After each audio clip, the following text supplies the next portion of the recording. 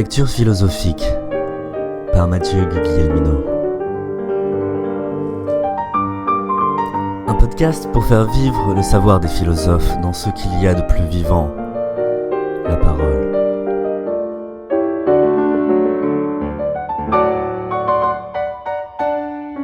Cette semaine, une lecture de Friedrich Nietzsche. Ainsi parlait Zarathustra.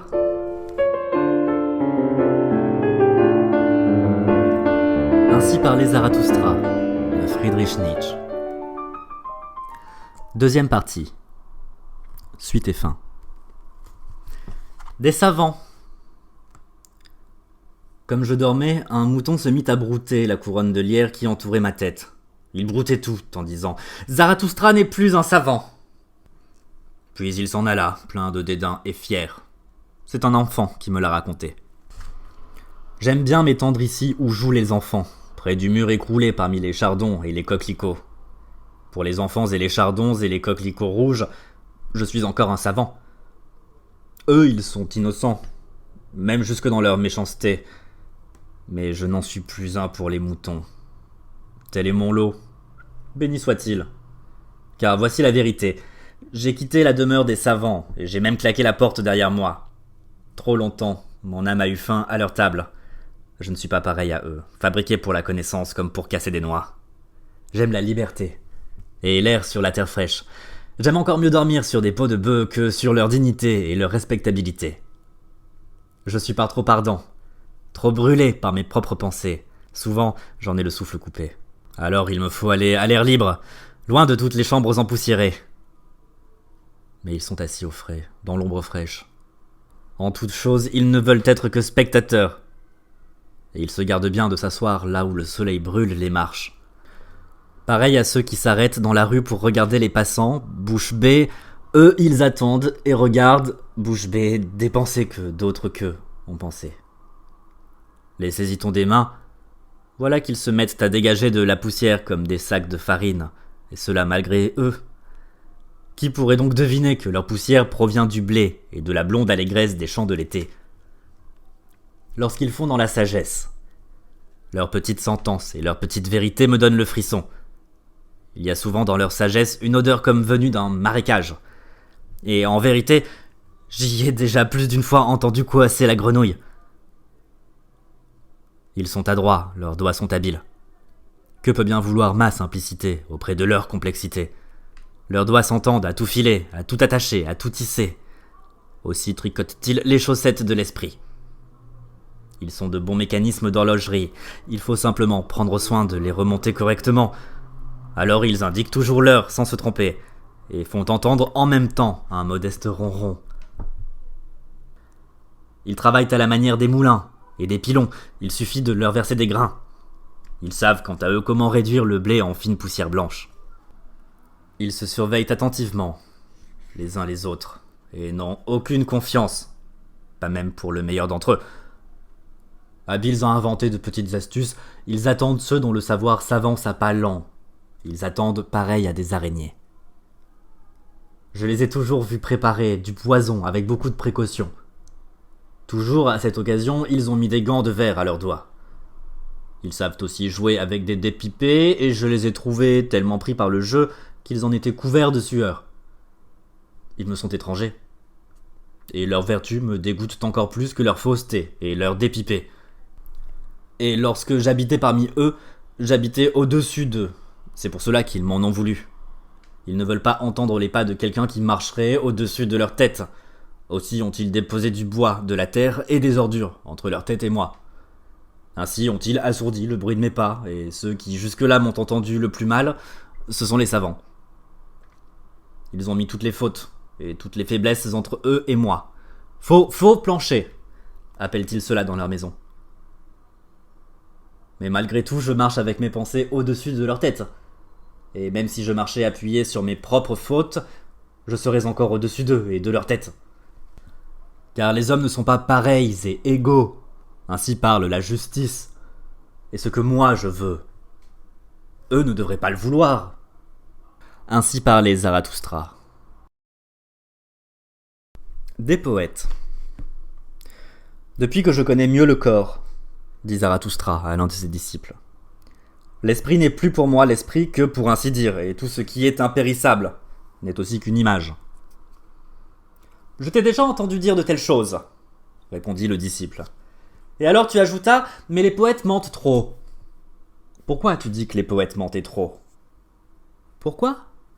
Dit Zarathustra. Tu demandes pourquoi?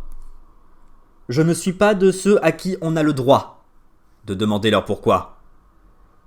Suis-je donc né d'hier? Il y a bien longtemps que j'ai appris en les vivant les raisons de mes opinions. Ne me faudrait-il pas être un tonneau de mémoire si je voulais avoir en plus mes raisons avec moi? C'est déjà trop pour moi de garder mes opinions moi-même. Et il est maint oiseau qui s'envole. Et parfois je trouve dans mon colombier une bête qui n'en fait pas partie, qui m'est étrangère et qui tremble quand je pose ma main sur elle. Pourtant, que t'a dit un jour Zarathustra? Que les poètes mentent trop. Mais Zarathustra aussi est un poète. Crois-tu qu'il a dit ici la vérité? Pourquoi le crois-tu? Le disciple répondit, je crois en Zarathustra. Mais Zarathustra secoua la tête et sourit. La foi ne me rend pas heureux, dit-il. Tout au moins pas la foi en moi. Mais en admettant que quelqu'un dise sérieusement les poètes mentent trop. Alors il a raison, nous mentons trop. Nous savons aussi trop peu de choses et apprenons mal. Aussi nous faut-il mentir. Et qui parmi nous autres poètes n'aurait pas falsifié son vin?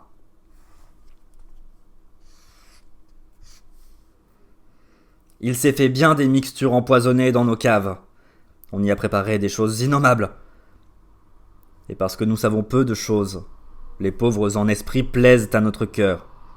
Surtout lorsque ce sont de petites jeunes femmes. Et nous sommes même avides de ce que racontent les petites vieilles le soir.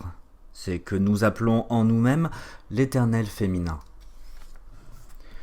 Et comme s'il existait un accès particulier et secret au savoir, accès qui s'éboule pour ceux qui apprennent quelque chose, nous croyons au peuple et à sa sagesse. Mais tous les poètes croient que celui qui est couché sur l'herbe ou sur un versant solitaire, les oreilles dressées, apprend quelque chose de ce qui se passe entre ciel et terre. Et s'il leur vient des attendrissements, aussitôt les poètes croient toujours que la nature est amoureuse d'eux. Ils croient qu'elle se glisse à leur oreille pour y murmurer des choses secrètes et d'amoureuses cajoleries.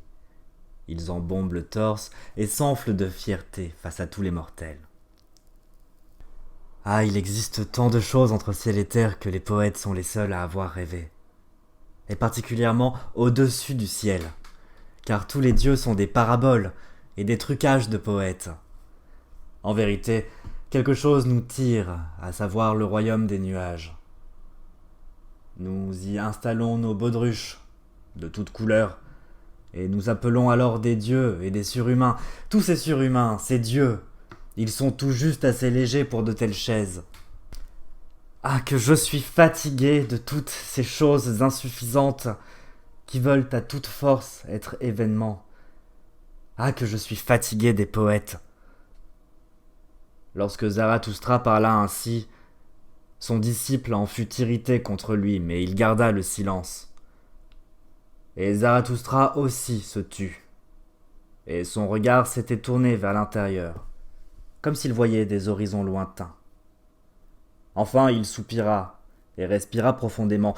« Je suis d'aujourd'hui et je suis de jadis, dit-il. Il y a quelque chose en moi qui est de demain et d'après-demain et de toujours. Je suis fatigué des poètes. Des anciens et des modernes, ils sont tous, à mon avis, superficiels. Ils sont des mers peu profondes. Ils n'ont pas assez pensé en profondeur, c'est pourquoi leur façon de sentir n'a pas plongé jusqu'au tréfonds. Un peu de volupté et un peu d'ennui. Voilà qui a été encore le meilleur de leur méditation. Tout le glin-glin de leur harpe n'est rien d'autre, pour moi, que de l'haleine et du passage de fantômes. Que peuvent-ils bien savoir de la ferveur des sons? Ils ne sont pas non plus, à mon gré, suffisamment propres. Ils troublent toutes leurs eaux pour qu'elles en paraissent profondes. Et ils aiment se faire passer pour des conciliateurs, mais pour moi, Il ne reste que des entremetteurs et des tripoteurs, des demi-portions, des malpropres. Mais moi aussi, j'ai jeté mon filet dans leur mer et je voulais attraper de beaux poissons. Mais ce que je ramenais toujours, c'était la tête d'un vieux dieu. Ainsi la mer a donné une pierre à l'affamé, et eux-mêmes peuvent bien provenir de la mer. Certes, on trouve des perles en eux. C'est pourquoi ils sont eux-mêmes d'autant plus semblables à des coquillages durs. Et à la place de l'âme, j'ai souvent trouvé chez eux des glaires salées. De la mer, ils ont eux-mêmes appris la prétention. La mer n'est-elle pas le pan d'entre les pans? Elle fait même la roue devant le plus laid de tous les buffles. Jamais elle ne se lasse du mouvement de son éventail dentelé d'argent et de soie. Obstiné, le buffle regarde. Son âme est proche du sable, plus proche encore du fourré, mais le plus proche du marécage. Que peuvent bien lui faire la beauté et la mer et l'ornement du pan? Voilà la parabole que je dédie à tous les poètes. L'esprit du poète veut des spectateurs. Peu lui importe que ce soit même des buffles. Mais je suis fatigué de cet esprit-là. Et ce que je vois venir, c'est qu'il se fatiguera de lui-même. Déjà, j'ai vu les poètes transformés, et le regard dirigé contre eux-mêmes. J'ai vu venir des pénitents de l'esprit. Ils sont nés d'eux. Ainsi parlait Zarathustra.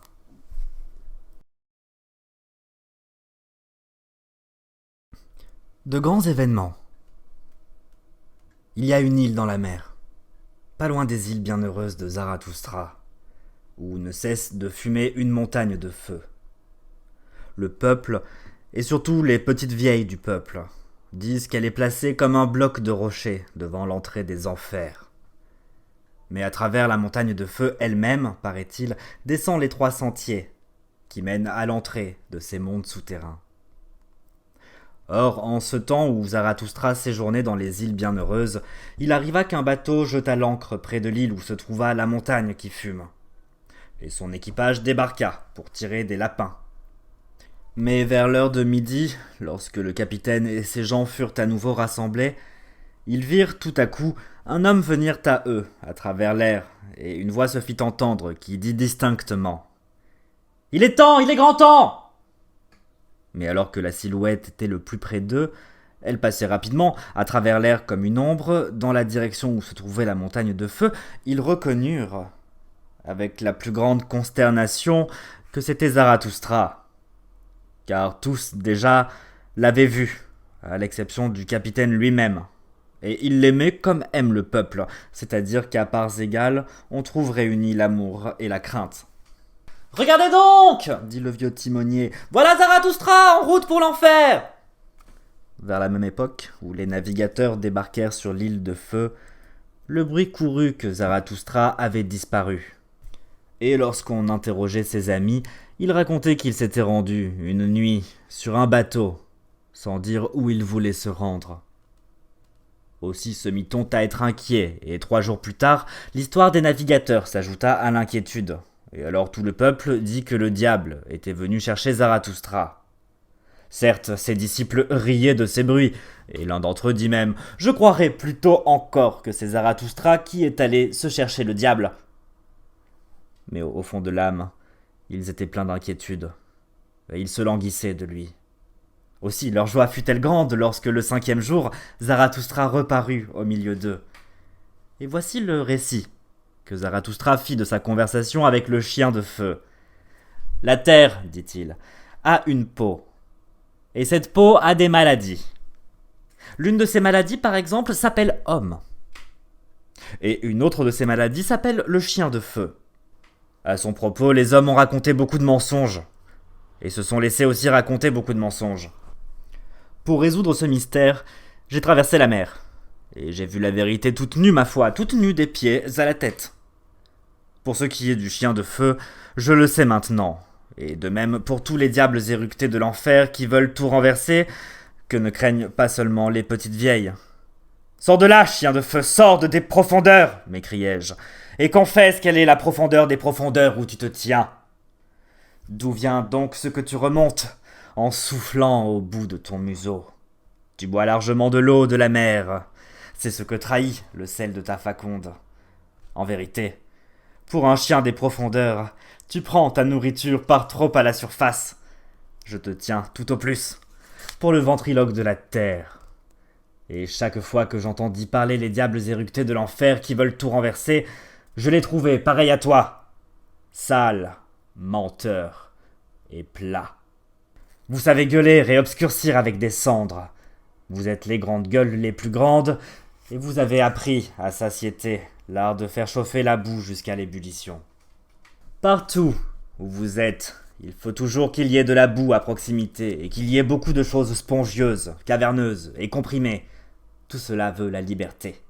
Liberté, c'est ce que vous hurlez le plus volontiers, tous tant que vous êtes. Mais j'ai désappris la foi dans les grands événements aussitôt qu'il y a autour de ceux-ci beaucoup de hurlements et de fumée. Et crois-moi mon ami, un bruit d'enfer. Les plus grands événements, ce ne sont pas nos heures les plus brillantes, mais nos heures les plus silencieuses. Ce n'est pas autour des inventeurs de bruits nouveaux, c'est autour des inventeurs de valeurs nouvelles que le monde tourne. Il tourne silencieusement. Et avoue-le, il était arrivé bien peu de choses quand ton bruit et ta fumée s'étaient dissipés. Qu'est-ce que cela peut faire qu'une ville se soit pétrifiée et qu'une statue gise dans la boue? Et j'ai encore ceci à dire aux démolisseurs de statues. Voilà certes les plus grandes sottises qui soient, verser du sel dans la mer et jeter des statues dans la boue.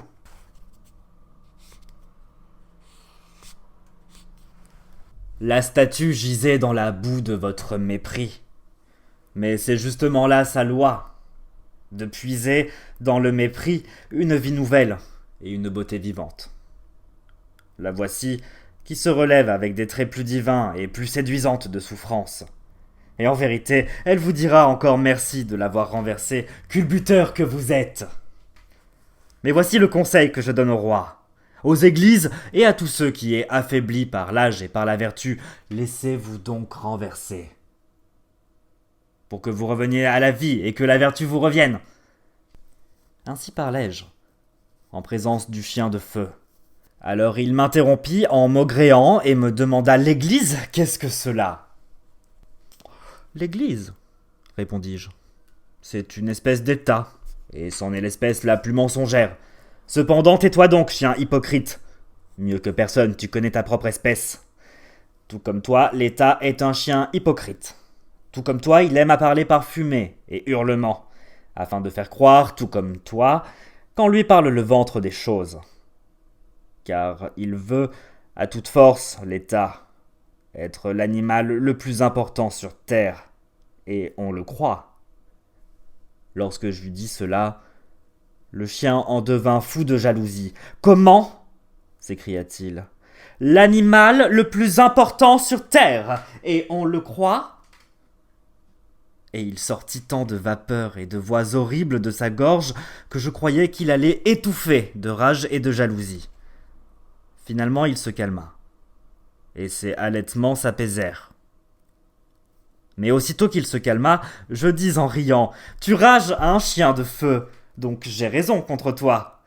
Et pour que je ne cesse d'avoir raison, écoute ce que j'ai à te dire d'un autre chien de feu. La voix de celui-ci est vraiment issue du cœur de la terre. Son haleine souffle l'or, et de la pluie d'or. C'est ainsi que le veut son cœur. Que peuvent bien lui importer cendres, fumée et glaire? Des rires sortent de lui, en voletant comme des nuages multicolores. Il dédaigne tes raclements de gorge, tes crachotements et tes ballonnements d'entrailles. Mais l'or et le rire, il les prend au cœur de la terre, car pour que tu le saches, le cœur de la terre est en or. Lorsque le chien de feu entendit ceci, il n'y tint plus de m'entendre. Honteux, il mit la queue entre les jambes et dit d'une petite voix « Ouah, ouah !» et redescendit en rampant dans sa caverne.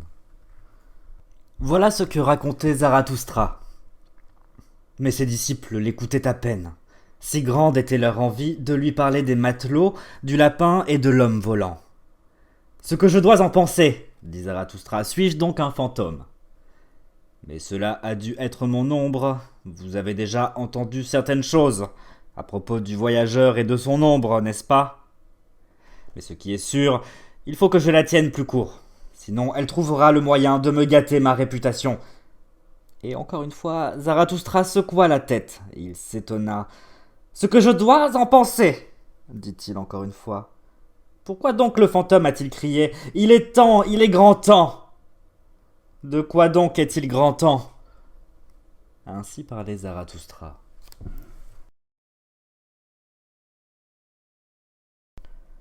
Le devin.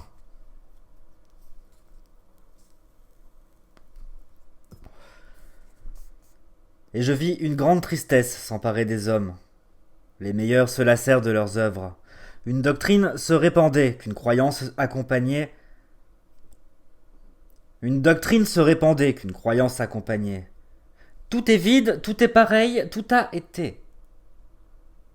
Et de toutes les collines, l'écho répétait. Tout est vide, tout est pareil, tout a été. Certes, nous avons récolté. Mais pourquoi tous nos fruits ont-ils pourri?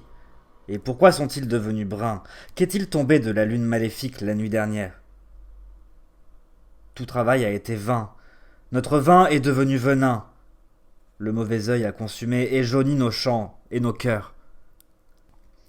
Nous nous sommes tous desséchés, et si le feu tombe sur nous, nous ne faisons que dégager de la poussière pareille à la cendre. Oui, nous avons même lassé le feu. Tous les puits ont tari pour nous. La mer a reculé, elle aussi. On dirait que le sol va se dérober, mais les profondeurs n'engloutissent rien. Ah, où donc est une mer dans laquelle on pourrait encore se noyer? Voilà notre plainte. Elle retentit par-dessus des plats marécages.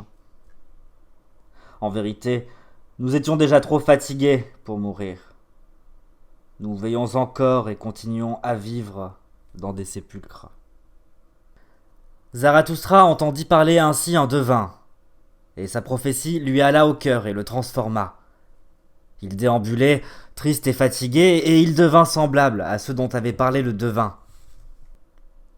En vérité, dit-il à ses disciples, il s'en faut de peu pour que vienne ce long crépuscule. Comment vais-je faire pour sauver ma lumière et l'emporter de l'autre côté? Qu'elle ne s'éteigne surtout pas dans cette tristesse. Ne doit-elle être lumière pour des mondes plus lointains et pour des nuits plus lointaines encore? Ainsi préoccupé dans son cœur, Zarathustra allait de ci, de là. Et 3 jours durant, il ne prit ni nourriture, ni boisson. Il ne connaissait plus de repos et ne pouvait plus parler. Enfin, il tomba dans un profond sommeil.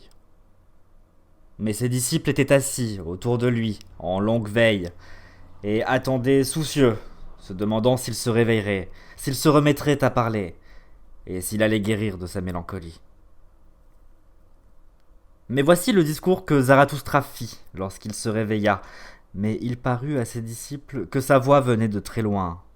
« Écoutez donc le rêve que j'ai rêvé, mes amis, et aidez-moi à en trouver le sens. Il est encore une énigme pour moi, ce rêve. Son sens est caché en lui et pris en lui, et ne vole pas encore au-dessus de lui, les ailes libres. J'ai rêvé avoir renoncé à toute vie. J'étais devenu un veilleur de nuit, un gardien de tombeaux, là-bas sur la montagne solitaire. Là-haut, je veillais ces cercueils. Les salles voûtées, ternes, étaient pleines de ces signes de victoire. Une vie surmontée me regardait de ces cercueils de verre. Je respirais l'odeur d'éternité poussiéreuse. Mon âme était lourde et poussiéreuse. Qui donc aurait pu, en cet endroit, aérer son âme? La clarté de minuit ne cessait de m'entourer. La solitude se tenait accroupie à côté d'elle. Et en 3e lieu, il y avait le silence de mort entremêlé de râles, le pire de mes amis. J'avais les clés les plus rouillées de toutes, et je savais m'en servir pour ouvrir le plus grinçant de tous les portails. Pareil à un grincement aigre et horrible, le son se répandait à travers les longs couloirs. Quand les battants de ce portail s'ouvraient comme des ailes, le cri de cet oiseau était laid. Il ne voulait pas qu'on le réveille.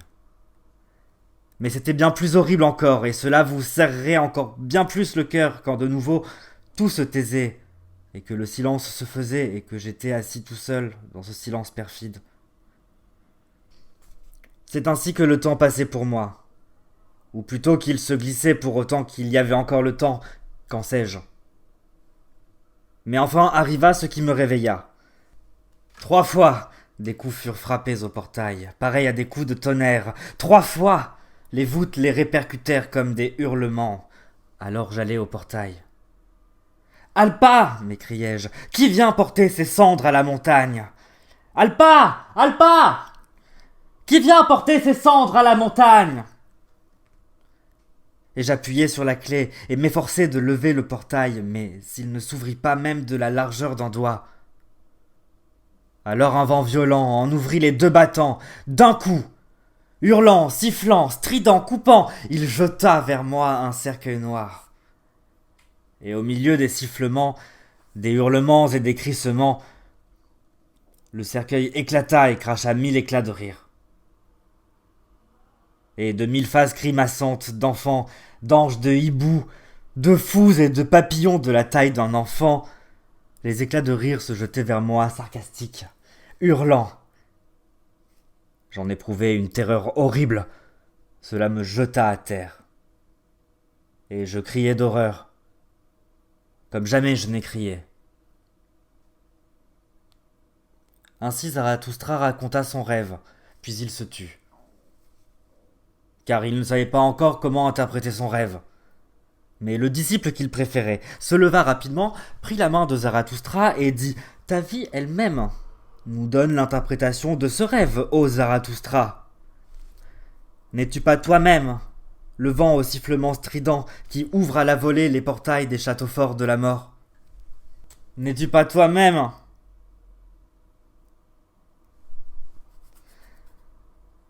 N'es-tu pas toi-même le cercueil plein des méchancetés multicolores et des grimaces d'anges de la vie?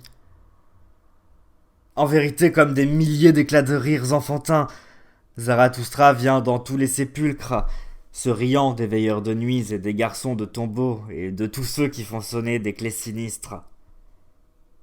Tu vas les effrayer et les renverser de tes éclats de rire. Évanouissement et réveil prouveront ton pouvoir sur eux.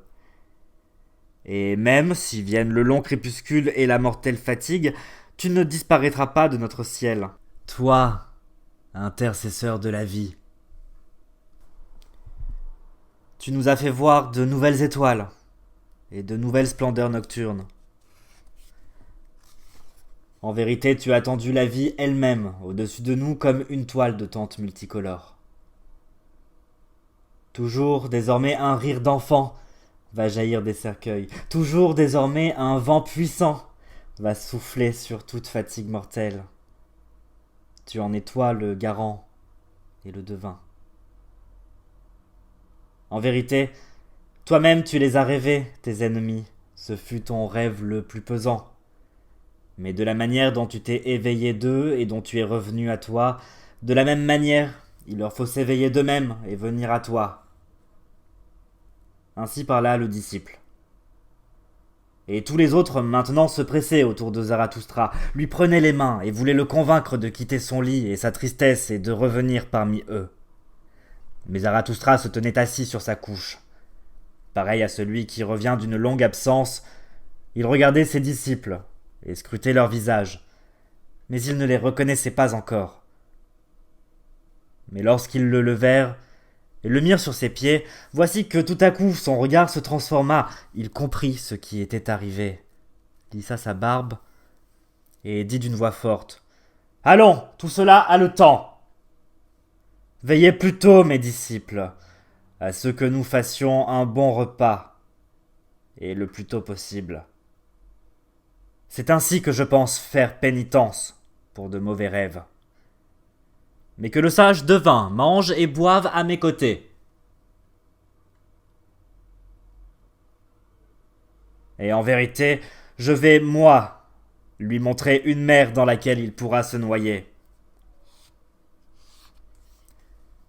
Ainsi parlait Zarathustra.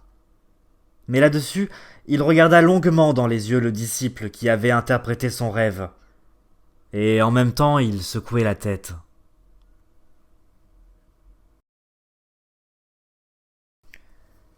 de la rédemption. Comme Zarathustra un jour franchissait le grand pont, les infirmes et les mendiants l'entourèrent et un bossu lui adressa la parole en ces termes. « Vois, Zarathustra, le peuple aussi apprend quelque chose de toi et acquiert la foi en ton enseignement, mais pour qu'il te croie tout à fait, il lui manque encore une chose. Il te faut encore nous convaincre, nous, les infirmes. Or tu as ici un bel échantillonnage, et en vérité une occasion qui s'offre par plus d'un cheveu. Tu sais guérir les aveugles et rendre leurs jambes aux paralytiques, et tu pourrais bien aussi en élever un petit peu à celui qui en a toujours de trop derrière lui. Voilà, je trouve, la bonne manière pour amener les bossus à croire en Zarathustra. » Mais Zarathustra répondit ainsi à celui qui parlait. « Si on enlève sa bosse au bossu, on lui enlève son esprit. Ainsi enseigne le peuple. Et si l'on rend ses yeux à l'aveugle, il voit trop de choses vilaines sur terre, au point qu'il en maudit celui qui l'a guéri. Mais celui qui rendrait ses jambes au paralytique, il lui fait le plus grand mal. Car à peine est-il capable de courir, aussitôt ses vices prennent, en même temps que lui, la clé des champs. Voilà ce qu'enseigne le peuple à propos des infirmes. Et pourquoi Zarathustra n'apprendrait-il pas aussi quelque chose du peuple, si déjà le peuple apprend de Zarathustra ? Mais c'est pour moi la chose qui compte le moins, depuis que je vis parmi les hommes, de voir qu'il manque un œil à celui-ci, une oreille à celui-là, et la jambe à un troisième, et qu'il y en ait d'autres qui ont perdu la langue, le nez ou la tête. J'ai vu des choses pires, et certaines si répugnantes que je n'aimerais pas en parler et pas même me taire à propos de certaines autres. À savoir des êtres humains, à qui tout manque, excepté une chose dont ils ont de trop, des êtres humains qui ne sont rien d'autre qu'un grand œil ou une grande gueule ou un gros ventre et quelque chose d'autre de grand, je les appelle des estropiés à l'envers.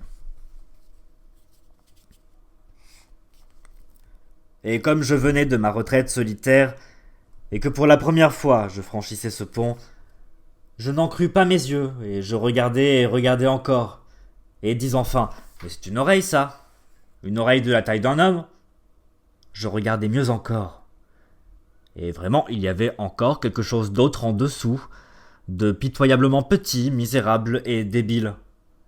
Et effectivement, cette oreille monstrueuse était plantée sur une tige, mince et petite, mais la tige, c'était un homme. Et celui qui se serait mis, en plus, une loupe devant l'œil, aurait même pu distinguer un petit visage jaloux. Et il aurait même pu voir une petite âme toute boursouflée se balancer à la tige. Mais le peuple me dit que la grande oreille n'était pas seulement un homme, mais un grand homme même, un génie. Jamais je ne crois le peuple quand il parle de grands hommes. Et je gardais la conviction que c'était un infirme à l'envers, qui avait trop peu de tout et trop d'une chose. Comme Zarathustra avait parlé ainsi au bossu, et à ceux dont il était et le porte-parole et l'avocat, il se tourna, avec un profond mécontentement vers ses disciples, et dit « En vérité, je marche au milieu d'hommes, comme au milieu de fragments dispersés et de membres d'hommes. Voilà ce qui est le pire pour mon œil. Trouver l'homme réduit en décombres et dispersé comme sur un champ de bataille ou dans un abattoir. Et mon regard fuit-il, de maintenant à jadis, il trouve toujours la même chose. Des fragments, des membres dispersés et d'horribles hasards. Mais pas d'homme. Le maintenant et le jadis sur terre. Ah, mes amis, c'est cela pour moi la chose la plus insupportable. Et je ne saurais plus vivre si je n'étais un voyant de ce qui viendra. Un voyant, un voulant, un créateur, un futur et un pont du futur. Et hélas, en même temps, encore tout à fait un infirme près de ce pont. Voilà tout ce qu'est Zarathustra. Et souvent aussi vous vous êtes demandé, que nous est Zarathustra ? Comment doit-il s'appeler pour nous ? Et tout comme moi, vous avez fait réponse par des questions. Est-il un promettant ou un accompli ? Est-il un conquérant ou un héritier? Un automne ou le soc d'une charrue? Un médecin ou un malade guéri? Est-il poète ou véridique? Un libérateur ou un dompteur? Un lion ou un méchant? Je marche au milieu des hommes comme parmi des fragments du futur. De ce futur que je vois. Et voilà. Toute ma poésie est mon désir et ma rêverie. Que je rassemble et compose en un poème ce qui est fragment et énigme et horrible hasard.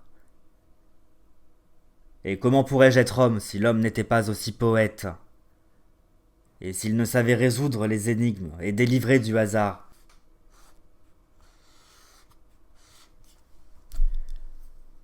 Délivrer ceux qui sont passés, et métamorphoser tout c'était en un je le voulais ainsi. Voilà seulement ce qui, pour moi, pourrait s'appeler une rédemption. Volonté. Tel est le nom du libérateur et de celui qui apporte la joie. Voilà ce que je vous enseignais, mes amis. Mais apprenez ceci par-dessus le marché. La volonté elle-même est encore une prisonnière. Vouloir libère. Mais quel est le nom de ce qui met encore le libérateur lui-même au fer? C'était. Voilà le nom du grincement de dents de la volonté et son affliction la plus solitaire.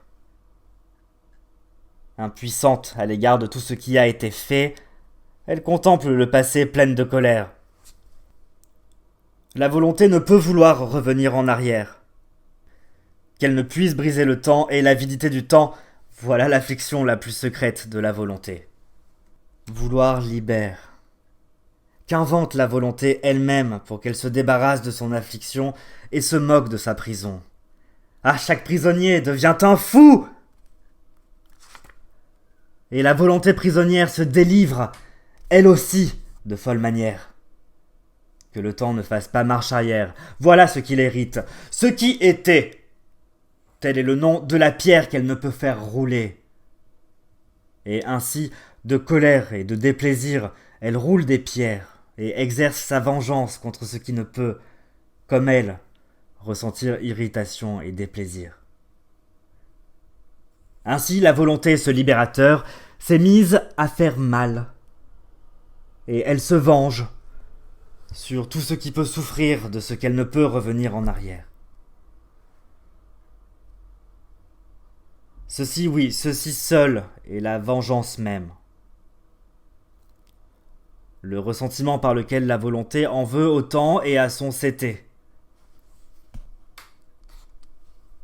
En vérité, une grande folie bouffonne habite dans notre volonté. Et ce devint la malédiction de tout ce qui est humain que cette folie bouffonne ait appris l'esprit. L'esprit de la vengeance, mes amis, c'était jusqu'ici la meilleure réflexion de l'homme.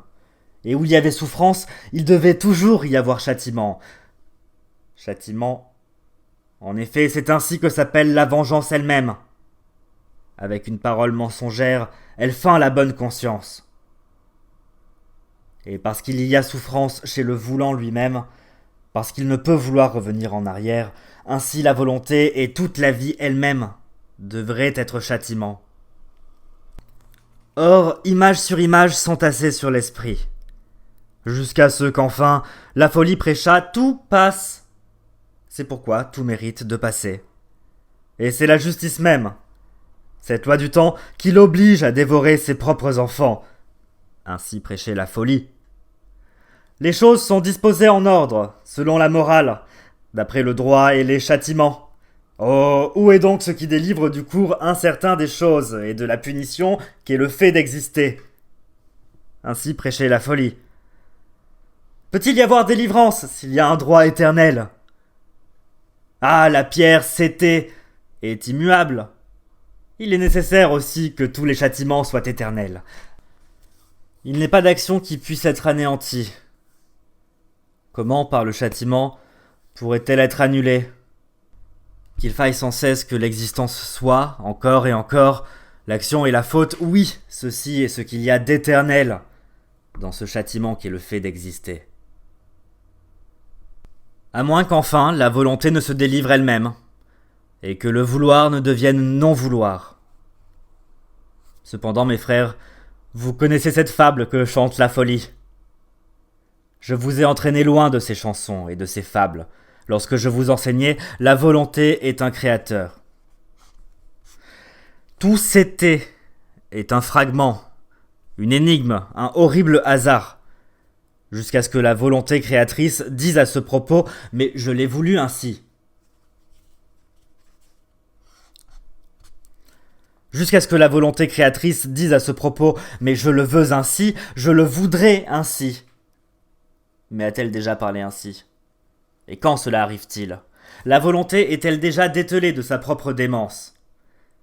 La volonté a-t-elle déjà été son propre libérateur? A-t-elle déjà été celle qui apporte la joie à elle-même? A-t-elle déjà désappris l'esprit de vengeance et tout grincement de dents? Et qui lui a appris à se réconcilier avec le temps?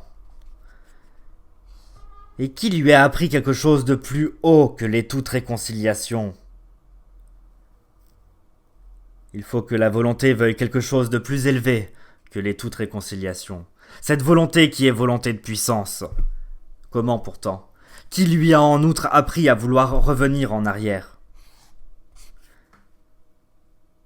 Mais en cet endroit de son discours, Zarathustra tout à coup s'interrompit et ressembla en tout point à quelqu'un d'extrêmement effrayé. L'œil épouvanté, il regardait ses disciples, son œil transperçait comme avec des flèches leurs pensées et leurs arrière-pensées. Mais après quelques instants, le voilà qui se remit à rire et dire à Sérénée « Il est dur de vivre avec les hommes, parce que se taire est si difficile, surtout pour un bavard. » Ainsi parlait Zarathustra. Mais le bossu avait écouté la conversation et s'était couvert le visage.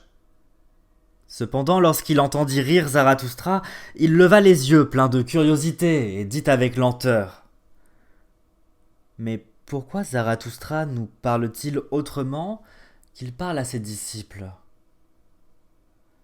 Zarathustra répondit « Qu'y a-t-il là d'étonnant?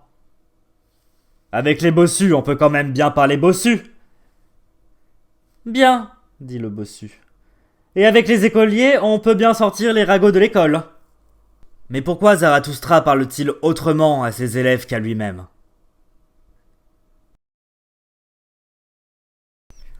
Du discernement humain. Ce n'est pas la hauteur, c'est la pente qui est chose épouvantable. La pente où le regard dévale vers le bas et où la main se porte vers le haut pour saisir. Là, le cœur a le vertige devant sa volonté double. Ah, mes amis, devinez-vous aussi la double volonté de mon cœur? Cela, c'est ma pente, et mon danger que mon regard se précipite vers les hauteurs et que ma main se tienne et s'appuie sur la profondeur. Ma volonté s'agrippe à l'homme.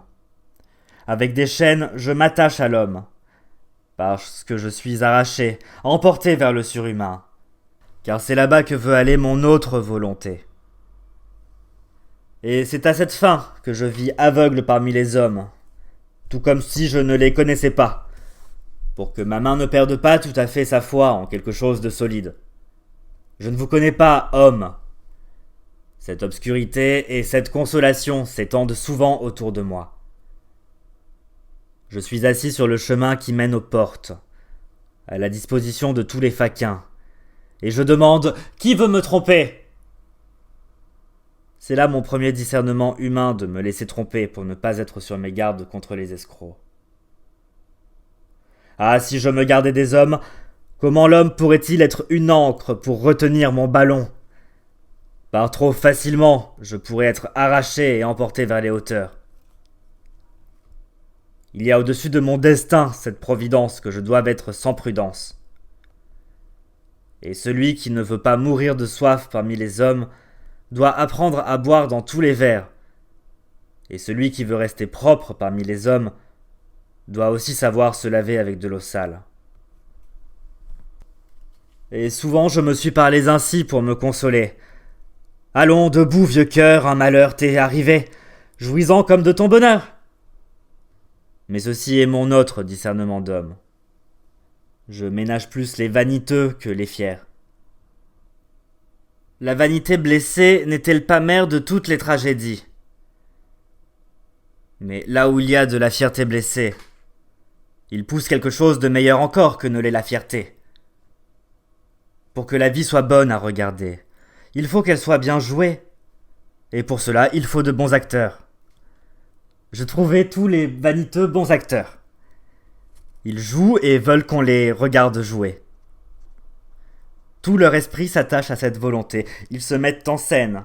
Ils s'inventent eux-mêmes. J'aime contempler la vie dans leur voisinage. Cela guérit de la mélancolie.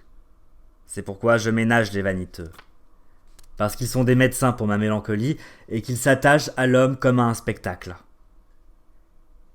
Et puis qui donc mesure toute la profondeur de la modestie du vaniteux? Je lui veux du bien, et j'ai pitié de lui à cause de sa modestie. Il veut apprendre de vous sa foi en lui-même. Il se nourrit de vos regards, il dévore la louange dans vos mains.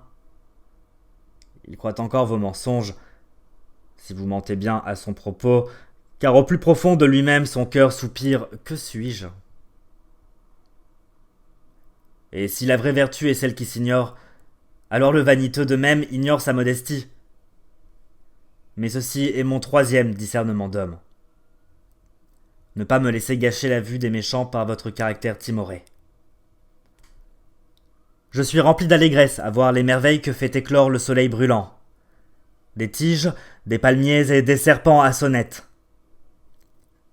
Parmi les humains aussi, l'ardeur du soleil fait éclore de belles couvées, et chez les méchants bien des choses fort étonnantes. Tout comme vos sages illustres ne me parurent, au fond, pas tellement sages, de même j'ai trouvé la méchanceté des hommes inférieure à sa réputation.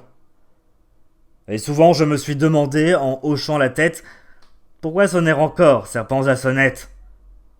En vérité, il y a, même pour le mal, encore un avenir. Et le midi le plus brûlant n'a pas encore été découvert par l'homme. Il y a maintes choses aujourd'hui que l'on qualifie de pire méchanceté, et qui pourtant ne sont larges que de 12 pieds et longues de 3 mois. Mais un jour, de plus grands dragons verront le jour. C'est pour que je ne manque point au surhumain le surdragon qui soit digne de lui.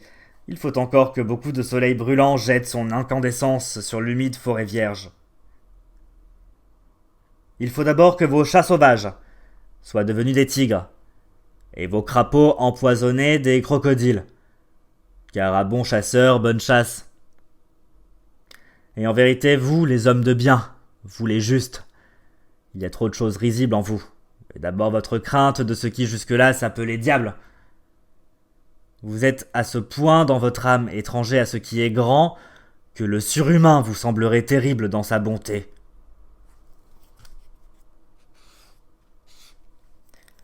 Et vous, sages, et vous qui savez, vous vous enfuyez devant l'incandescence du soleil de la sagesse, dans laquelle le surhumain baigne avec volupté sa nudité. Vous, hommes les plus hauts que mon regard ait rencontrés, c'est mon doute en vous et mon rire secret. Je devine que vous appelleriez mon surhumain diable. Ah, je suis las de ces traits hauts, de ces meilleurs. J'aspirais à m'élever loin, hors de leur hauteur, à partir vers le surhumain. L'horreur me prit, lorsque je vis ces meilleurs tout nus. Alors les ailes me poussèrent pour m'envoler vers de lointains futurs. Vers des futurs plus lointains, des midis plus au midi encore que ne les a jamais rêvés aucun artiste. Vers des lieux où des dieux auraient honte de tout vêtement. Mais je veux vous voir travestis, vous qui êtes les proches, vous compagnons en humanité, et je veux vous voir endimanchés, et vaniteux et dignes, je veux vous voir en bon et juste. Et moi-même, je veux être assis parmi vous, travestis, pour que je vous méconnaisse, vous, et que je me méconnaisse moi-même. Voilà en effet mon suprême discernement d'homme. Ainsi parlait Zarathustra. L'heure la plus silencieuse. Que m'est-il arrivé, mes amis? Vous me voyez troublé, comme emporté, à la fois rétif et docile, prêt à m'en aller, prêt, hélas, à vous quitter. Oui, il faut encore une fois que Zarathustra se retire dans sa solitude. Mais c'est sans plaisir cette fois que l'ours retourne à sa caverne. Que m'est-il arrivé? Qui donc me l'ordonne? Hélas, c'est ma coléreuse maîtresse qui le veut ainsi, elle m'a parlé. Vous ai-je donc jamais dit son nom? Hier soir m'a parlé mon heure la plus silencieuse. Tel est le nom de ma terrible maîtresse.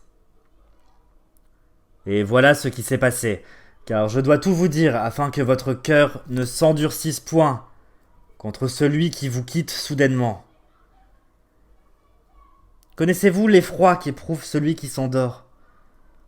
Il en frémit jusqu'aux orteils, de ce que le sol se dérobe et que le rêve commence. Ceci, je vous le dis à titre de parabole. Hier, à l'heure la plus silencieuse, le sol se déroba sous moi, le rêve commençait. L'aiguille avançait, l'horloge de ma vie reprenait son souffle. Jamais je n'entendis pareil silence autour de moi, au point que mon cœur en frissonnait. Alors quelque chose me parla sans voix. « Tu le sais, Zarathustra ?» Et je criai d'effroi devant ce murmure, et le sang se retira de mon visage. Mais je me tus. Alors quelque chose me parla à nouveau, sans voix. « Tu le sais, Zarathustra, mais tu ne le dis pas. » Et je répondis comme par défi. « Oui, je le sais, mais je ne veux pas le dire. » Alors quelque chose de nouveau me parla sans voix. « Tu ne veux pas, Zarathustra. Est-ce bien vrai? Ne te cache pas dans ton défi. » Et je pleurais. Et tremblais, comme un enfant. Et je disais, « Ah, j'aimerais bien, mais comment pourrais-je? Fais-moi grâce de cela, c'est au-dessus de mes forces. » Alors de nouveau quelque chose me parla sans voix. « Qu'importe ta personne, tu n'es pas encore assez humble à mon gré. L'humilité a la peau la plus dure. » Et je répondis, « Que n'a pas déjà porté la peau de mon humilité? J'ai habité au pied de mes hauteurs, combien hauts sont mes sommets.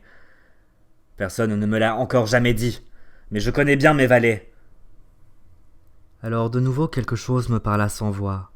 « Ô Zarathustra, celui qui doit transporter des montagnes, celui-là transporte aussi les vallées et les dépressions. » Et je répondis, « Jusqu'ici mes paroles n'ont pas encore déplacé de montagnes, et ce que j'ai dit n'a pas atteint les hommes. Je suis certes allé vers les hommes, mais je ne suis pas encore arrivé jusqu'à eux. » Alors de nouveau quelque chose me parla sans voix. « Qu'en sais-tu? La rosée tombe sur l'herbe quand la nuit est la plus silencieuse. » Et je répondis, « Ils se moquèrent de moi lorsque je trouvais mon propre chemin et que je le pris. Et en vérité mes jambes m'en tremblaient alors. Et ils me dirent, « Tu as désappris le chemin, maintenant tu désapprends également la marche. » Alors quelque chose de nouveau me parla sans voix. « Qu'importe leur moquerie, tu es de ceux qui ont désappris l'obéissance. Maintenant tu dois commander. Ne sais-tu pas qui est celui qui est le plus nécessaire à tous? Celui qui ordonne de grandes choses. Accomplir de grandes choses est difficile. Mais ce qui est plus difficile encore, c'est d'ordonner de grandes choses. Voilà ce qui est en toi, ce qu'il y a de plus impardonnable. Tu as la puissance et tu ne veux pas exercer le pouvoir. » Et je répondis, « Il me manque la voix du lion pour commander. » Alors, encore, quelque chose me parla comme un murmure. Ce sont les mots les plus silencieux qui amènent la tempête. Des pensées qui viennent sur des pattes de colombe mènent le monde. Ô Zarathustra, tu dois aller comme une ombre de ce qui viendra forcément. Ainsi, tu vas commander et tu avanceras tout en commandant. Et je répondis, « J'ai honte. » Alors de nouveau quelque chose me parla sans voix. Il te faut encore devenir enfant, et sans honte. La fierté de la jeunesse est encore sur toi. C'est tard que tu es devenu jeune. Mais celui qui veut devenir un enfant, celui-là doit encore surmonter sa jeunesse. » Et je réfléchis longuement et je tremblais. Mais enfin, je dis ce que j'avais dit au début. Je ne veux pas. Alors il s'éleva un rire autour de moi. Oh douleur! Combien ce rire déchira les entrailles et me fendit le cœur. Et pour la dernière fois, il me fut parlé. Ô Zarathustra, tes fruits sont mûrs, mais tu n'es pas mûr pour tes fruits. Aussi te faut-il retourner à ta solitude, car il te faut devenir à point. Et cela rit encore et s'enfuit. Puis tout se tut autour de moi, comme dans double silence. Mais moi j'étais étendu sur le sol et la sueur coulait de mes membres. Maintenant vous avez tout entendu. Et pourquoi je dois retourner à ma solitude? Je ne vous ai rien caché, mes amis. Mais vous m'avez aussi entendu vous dire quel est celui des hommes qui est le plus secret et qui veut l'être. Ah, mes amis, j'aurai encore quelque chose à vous dire. J'aurai encore quelque chose à vous donner. Pourquoi ne vous le donnais-je pas? Suis-je avare? Lorsque Zarathustra eut dit ces mots, toute la puissance de la douleur l'envahit, et la proximité de l'adieu qu'il allait dire à ses amis, au point qu'il en pleura tout haut, et personne ne savait comment le consoler. Mais la nuit venue, il parta seul, et quitta ses amis.